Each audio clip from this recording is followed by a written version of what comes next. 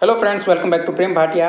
First part में हमने semen analysis का फिजिकल एग्जामिनेशन और केमिकल एग्जामिनेशन को डिटेल में डिस्कस किया था और इस वीडियो में हम माइक्रोस्कोपिक एग्जामिनेशन देखेंगे जिसमें स्पर्म काउंट, मोटिलिटी और मॉर्फोलॉजी को डिस्कस करेंगे। तो आगे बढ़ने से पहले यदि आप चैनल पे नए हैं तो चैनल को सब्सक्राइब करके बेल आइकन दबा लीजिएगा ताकि आने वाले वीडियो की नोटिफिकेशन आपको मिलती रहेगी। माइक्रोस्कोपिक एग्जामिनेशन को स्पर्म टेस्ट भी कहा जाता है क्योंकि स्पर्म से संबंधित सारी जानकारी हमें माइक्रोस्कोप की सहायता से ही मिलेगी। स्पर्म या स्पर्मेटोजोआ कोशिका 3 भागों से मिलकर बनी हुई होती है जिसमें हेड, बॉडी और टेल शामिल है, अर्थात सिर, बॉडी और पूंछ। सिर और बॉडी के मुकाबले पूंछ बहुत लंबी होती है जो कि शुक्राणुओं की गति के लिए जिम्मेवार होती है।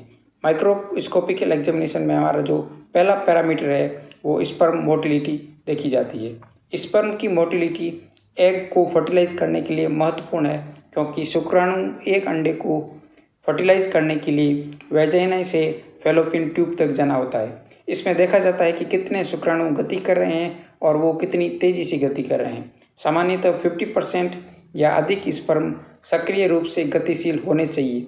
ये गति इजैकुलेशन के कुछ घंटों बाद तक देखी जाती है। इसके संबंध में एक वीडियो अपने चैनल पे पहले से अवेलेबल है जो कि 1 घंटे से लेके 48 घंटे तक स्पर्म की गति किस प्रकार से परिवर्तित होती है वो आपको दिखाई देगी। स्पर्म की मोटिलिटी चेक करने के लिए एक कांच की स्लाइड ली जाती है और सीमन सैंपल को अच्छी तरीके से मिक्स करके सीमन सैंपल की एक बूंद को स्लाइड पर लेकर कवर ग्लास लगाई जाती है और पहले 10x पर, उसके बाद हाई पावर लेंस पर माइक्रोस्कोप में देखा जाता है। स्पर्म की जो गति होती है वो कई प्रकार से आपको रिपोर्ट में देखने को मिलती है। तो इसमें जो मुख्य पैरामीटर होते हैं 3, एक्टिव मोटाइल, स्लगिश मोटाइल और नॉन मोटाइल। ठीक है, तो एक वो स्पर्म की गति जो सबसे तेज़ गति से भागते हैं, दूसरे वो स्पर्म होते हैं जो कि धीमी गति से या सुस्त गति से दौड़ते हैं जिसको स्लगिश मोटाइल कह देते हैं। ठीक है, और एक ऐसे स्पर्म होते हैं जो पड़े रहते हैं, जीवित होते हैं, हिल रहे होते हैं लेकिन उनकी में कोई गति देखने को नहीं मिलती है। और अंतिम जो स्पर्म होते हैं वो नॉन मोटाइल होते हैं जिसमें किसी प्रकार की गति देखने को नहीं मिलती है। और जो ये गतिशील स्पर्म होते हैं उसको ग्रेड में भी व्यक्त किया जा सकता है, जैसे 0 to 4। 0 का मतलब है कि वो नॉन मोटाइल है और 4 का मतलब है कि वो एक्टिवली मोटाइल है। ठीक है, इसके बीच में जिस प्रकार से उसकी गति होगी उसके अनुसार उसको ग्रेड दिया जा सकता है। एस्थेनोजूस्पर्मिया शब्द का प्रयोग शुक्राणुओं की खराब गतिशीलता के लिए किया जाता है और नेक्रोजूस्पर्मिया शब्द का प्रयोग तब किया जाता है जब सीमन सैंपल में सभी स्पर्म मृत पाए जाते हैं। नेक्रोजूस्पर्मिया की कंडीशन में और जब 60% से अधिक स्पर्म नॉन मोटाइल होते हैं तो यह देखने के लिए कि इनमें से कितने जीवित हैं और कितने मृत हैं के लिए ईओसिन प्रिपरेशन की जरूरत पड़ेगी। तो ईओसिन प्रिपरेशन करने के लिए आपको एक सीमन सैंपल की एक बूंद को ईओसिन स्टेन के साथ मिलाया जाता है और 1-2 मिनट के लिए छोड़ दिया जाता है।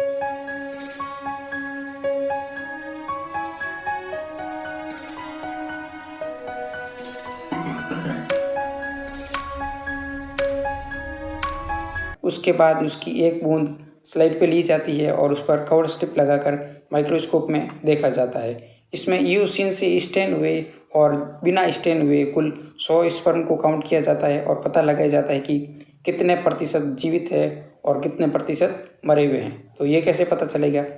तो लाल गुलाबी रंग में रंगे गए जो स्पर्म होते हैं वो डेड स्पर्म होते हैं, अर्थात जो स्पर्म मर जाते हैं वो कलर ग्रहण कर लेते हैं और जो स्पर्म स्टेन नहीं लेते हैं वो जीवित स्पर्म है। तो इस प्रकार से आप ये जो फॉर्मूला है, काउंट है, निकाल सकते हैं डेड और लाइव स्पर्म का। दूसरा हमारा जो पैरामीटर है वो स्पर्म काउंट का है। नॉर्मल स्पर्म काउंट कम से कम 15 मिलियन स्पर्म प्रति ml सीमन में होने चाहिए। यदि इससे कम स्पर्म काउंट है तो ये एबनॉर्मल है और इनफर्टिलिटी के कारणों में से एक कारण हो सकता है। यदि स्पर्म काउंट सामान्य मान से कम होता है तो उसे ओलिगोस्पर्मिया कहा जाता है और यदि संपूर्ण सैंपल में एक भी स्पर्म दिखाई नहीं देता है तो उसे एजोस्पर्मिया कहा जाता है। स्पर्म काउंट के लिए एक रीजेंट की आवश्यकता होगी जिसे सीमन डाइल्यूटिंग फ्लूइड कहा जाता है। यदि इसके कंपोजिशन को देखें तो सीमन डाइल्यूटिंग फ्लूइड में सोडियम बाइकार्बोनेट, फॉर्मेलिन और डिस्टिल वाटर होता है। तो स्पर्म काउंट करने के लिए आपको जो हमने पहले WBC काउंट का जो प्रोसीजर देखा था, सेम प्रोसीजर होगा। इसमें आपको करना क्या है कि WBC पिपेट में 0.5 मार्क तक सीमन सैंपल लिया जाता है और 11 मार्क तक सीमन डाइल्यूटिंग फ्लूइड लिया जाता है। तो ये हमें 20 का डाइल्यूशन प्रदान करता है। फिर इसको अच्छी तरीके से मिक्स करके उसको जो अपना काउंटिंग चैम्बर है उसमें लोड किया जाता है। तो आप जब इसको काउंट करेंगे, उसको जो WBC के कॉर्नर पे 4 खाने हैं वहीं काउंट करना है, और जो हमारा WBC काउंट का फॉर्मूला है उसी में हमें हमारा जो स्पर्म काउंट किया है उसी में रखना है। किंतु इन चारों खानों में प्राप्त कोशिकाओं को फॉर्मूले में जब रखेंगे तो इसमें थोड़ा परिवर्तन ये है कि स्पर्म काउंट पर क्यूबिक mm के स्थान पर ml में प्राप्त होगा, क्योंकि WBC में हम जो हमारा रिजल्ट प्राप्त होता है पर क्यूबिक mm में होता है। तो स्पर्म काउंट के लिए आपका जो टोटल स्पर्म काउंट किए हैं उसको अगर हम 50,000 से मल्टीप्लाई करते हैं तो हमारा जो स्पर्म काउंट पर ml में हमें प्राप्त हो जाता है। तो इस प्रकार से हम स्पर्म काउंट कर सकते हैं। और हमारा जो तीसरा पैरामीटर है माइक्रोस्कोपिक में, वो है सीमन की मॉर्फोलॉजी का। यदि किसी सीमन सैंपल में 50% से अधिक स्पर्म असामान्य आकार के हैं तो इससे उसकी जो प्रजनन क्षमता है वो कम हो जाती है। इसमें स्पर्म के सिर या पूंछ में अधिक एबनॉर्मलिटी देखी जाती है।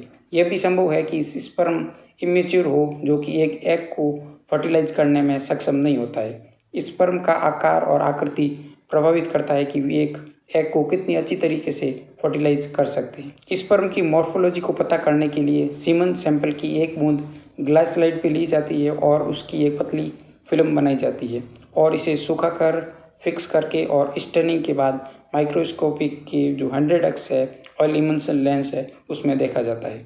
स्टेनिंग में आप लिस्मन स्टेन का प्रयोग कर सकते हैं और स्टेन के बाद जो आपको जो सिर दिखेगा वो डार्क ब्लू कलर का और पूंछ पिंक टू रेड कलर की दिखाई देती है। एक स्पर्म में कई प्रकार की एबनॉर्मलिटी देखी जाती है, जैसे स्पर्म सेल का सिर छोटा होना या बड़ा होना, या 2 सिर का होना, या फिर सिर का बिल्कुल ही अभाव होना।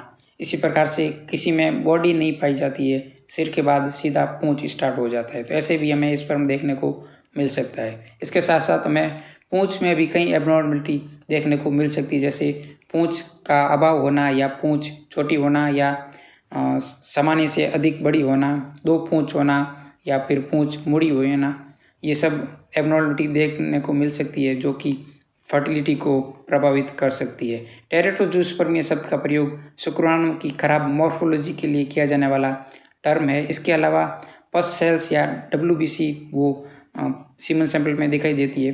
2 से 3 पस सेल्स प्रति हाई पावर फील्ड एक सामान्य बात है।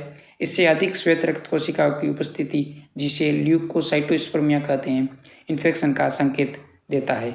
और इसी प्रकार RBC सामान्यतः अनुपस्थित होती है। यदि कुछ RBC दिखाई देती है तो यह सीमन में रक्त की उपस्थिति का संकेत होता है। सीमन में बैक्टीरिया की उपस्थिति को बैक्टीरियोस्पर्मिया कहते हैं। यह तब होता है जब सीमन सैंपल में बैक्टीरिया का इन्फेक्शन पाया जाता है। सामान्यतः सीमन में बैक्टीरिया नहीं पाया जाता है। अगर बैक्टीरिया की उपस्थिति होती है तो फिर हमें कल्चर करने की ज़रूरत पड़ेगी। कल्चर एंड सेंसिटिविटी देखा जाता है सीमन सैंपल में। तो हम संक्षेप में थोड़ा वापस इसको थोड़ा रिवाइज कर लेते हैं। इसका जो अपीयरेंस होता है वो विस्कस ओपेक होता है। सीमन का कलर वाइटिश टू ग्रे होता है। ऑर्डर होता है मस्टी। वॉल्यूम 1.5 से 6 ml के बीच होना चाहिए। pH एल्कलाइन होता है। स्पेसिफिक ग्रेविटी 1.0 to 8 और टोटल स्पर्म काउंट 15 मिलियन पर ml से अधिक होना चाहिए। मोटिलिटी 50% से अधिक होनी चाहिए। फ्रक्टोज उपस्थित होता है और WBC 2 से 3 सामान्य बात है, किंतु बैक्टीरिया और जो RBC है वो अनुपस्थित होती है। इस प्रकार से हमारा ये सीमन एनालिसिस का वीडियो पूरा कवर होता है। आई होप आपको पसंद आया होगा। तो पसंद आया है तो लाइक ज़रूर कर लीजिएगा और अपने फ्रेंड के साथ शेयर भी कीजिएगा। तो चलिए मिलते हैं एक और फ्यूचर वीडियो में। तब तक के लिए bye bye. Thank you very much.